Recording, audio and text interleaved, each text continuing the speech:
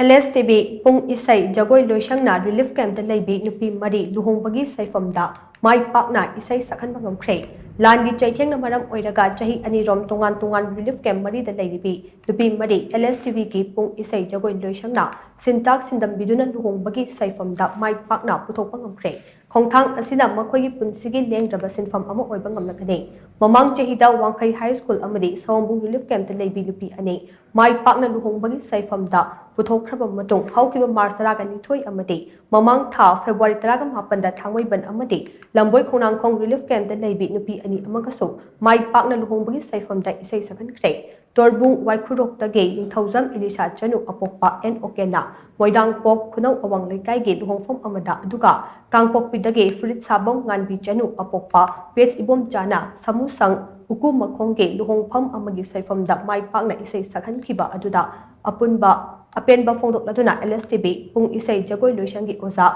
Biloti amadi oza Inau Sadana thagatpa fongdorkle